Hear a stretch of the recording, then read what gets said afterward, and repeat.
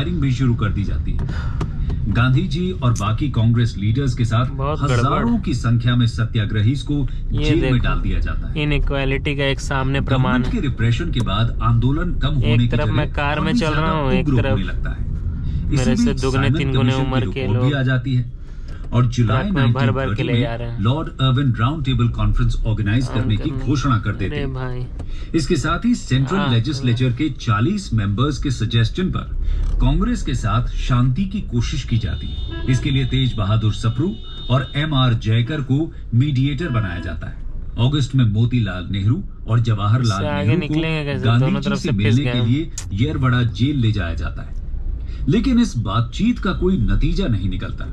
हाँ, अरे भाई कैसा गंदा लाइट मार रहा है कि नवंबर में लंदन में होने वाली फर्स्ट राउंड टेबल कॉन्फ्रेंस में कुछ सेक्शंस जरूर हिस्सा लेने वाले हैं, लेकिन कांग्रेस इसका हिस्सा नहीं होगी। बिना कांग्रेस के राउंड टेबल कॉन्फ्रेंस भी बेनतीजा ही रहती है। वहां मौजूद लगभग हर डेलीगेट का यही कहना था कि बिना कांग्रेस के कॉन्स्टिट्यूशन पर डिस्कशन करना मीनिंगलेस ही है। अब ब्रिटिश गवर्नमेंट को समझ आ जाता है कि अगर उसे कॉन्स्टिट्यूशनल रिफॉर्म्स के नाम पर सरवाइव करना है तो कांग्रेस को मनाना जरूरी है। इसलिए British prime minister first round table conference के कंक्लूजन में कहते हैं कि उन्हें उम्मीद है कि सेकेंड राउंड टेबल कॉन्फ्रेंस में कांग्रेस जरूर हिस्सा लेगी। वाइसरॉय 25 जनवरी को गांधी जी और कांग्रेस वर्किंग कमेटी के सभी मेंबर्स की बिना शर्त रिहाई अनाउंस कर देते हैं, जिससे ये लोग freely and fearlessly British PM की स्टेटमेंट का जवाब दे सके।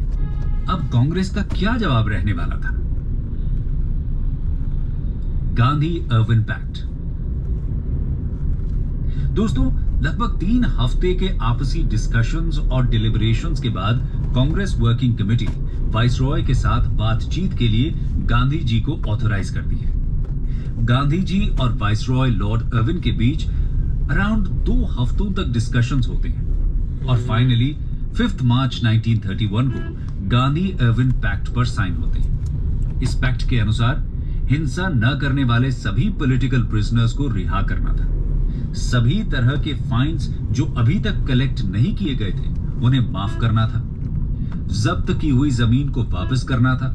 साथ ही रिजाइन करने वाले गवर्नमेंट सर्वेंट्स को लीनियंट ट्रीटमेंट देना था।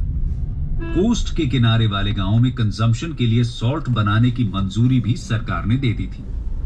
इसके बदले में कांग्रेस सिविल डिसोबीडियंस मूवमेंट को रोकने के लिए अग्री होती है और साथ ही नेक्स्ट राउंड टेबल कॉन्फ्रेंस में पार्टिसिपेट करने के लिए भी तैयार होती है।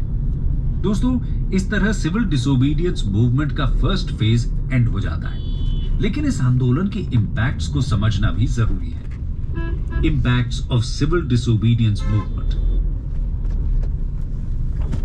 दोस्तों, आंदोलन तो गांधी अर्विन पैक्ट से खत्म हो गया था, लेकिन ये इस आंदोलन की सफलता ही थी कि कांग्रेस पहली बार सरकार के साथ बराबरी पर आकर कोई समझौता कर रही थी। आंदोलन के दौरान 90,000 से ज्यादा लोग जेल गए थे। ये संख्या नॉन कोऑपरेशन मूवमेंट की तुलना में 3 गुनी थी। ब्रिटेन से कपड़े का इंपोर्ट आधा हो गया था। लिकर एक्साइज और लैंड रेवेन्यू से होने वाली सरकार की आमदनी पर भी गहरा असर पड़ता है। इंडियन नेशनलिज्म की आग समाज के हर वर्ग तक पहुंच जाती है। इस तरह ये आंदोलन मासेस को नेशनल मूवमेंट को एक्टिव पार्टिसिपेशन बनाने में नॉन कोऑपरेशन आंदोलन से भी ज्यादा सफल रहा था।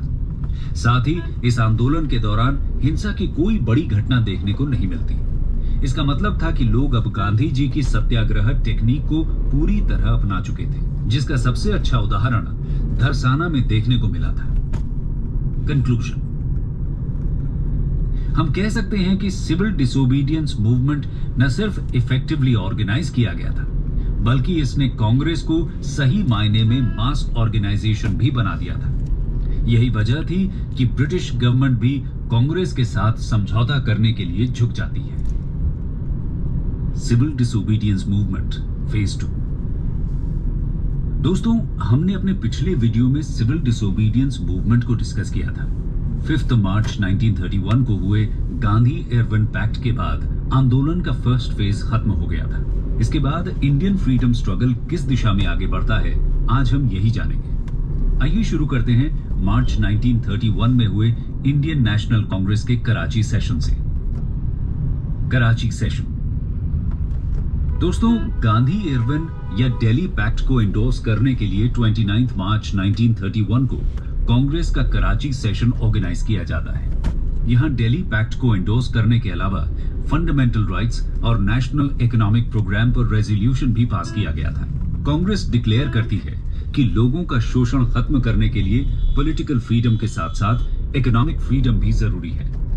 फंडामेंटल राइट्स पर रेजोल्यूशन बेसिक सिविल राइट्स की गारंटी देता है, जिसमें free speech, free press, free assembly और फ्रीडम ऑफ एसोसिएशन शामिल थे। इसके साथ ही equality before the law irrespective of caste, creed और सेक्स, रिलीजियस मैटर्स में स्टेट की न्यूट्रलिटी, यूनिवर्सल एडल्ट फ्रेंचाइज के बेसिस पर इलेक्शंस और फ्री एंड कंपल्सरी